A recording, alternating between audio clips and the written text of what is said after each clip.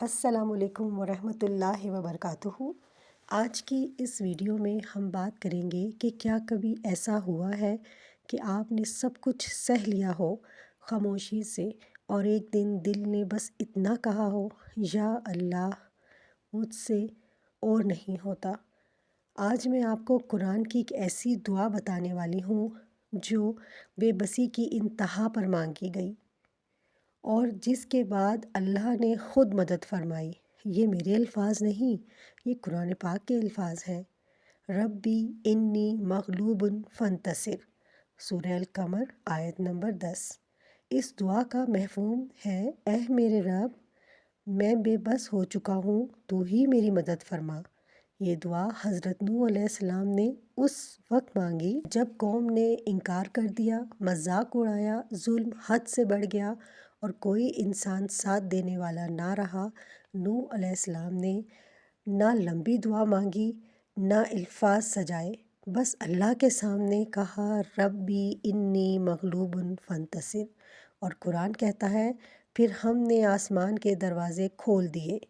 آج یہ دعا ہم سب کے دل کی آواز ہے۔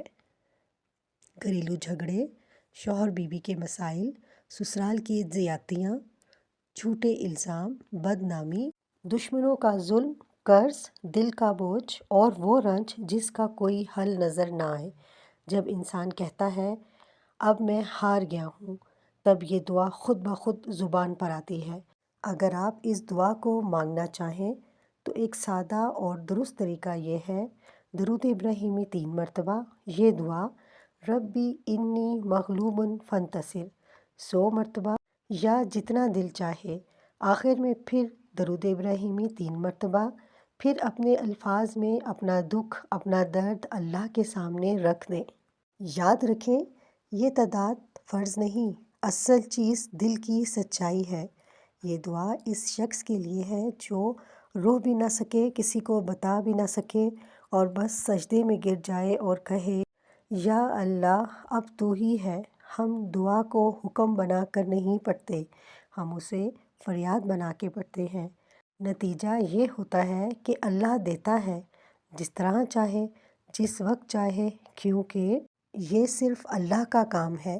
جب انسان کہتا ہے، یا اللہ اب مجھ میں طاقت نہیں، تو اللہ فرماتا ہے، اب میری باری ہے۔ اگر آپ بھی آج کسی ایسی ہی بے بسی میں ہیں تو اس دعا کو آنسوؤں کے ساتھ مانگ کر دیکھیے۔ ویڈیو اچھی لگے تو لائک ضرور کریں اور اس دعا کو کسی ایسے شخص تک پہنچائیں جو اس وقت بہت بے بس ہے۔ شکریہ۔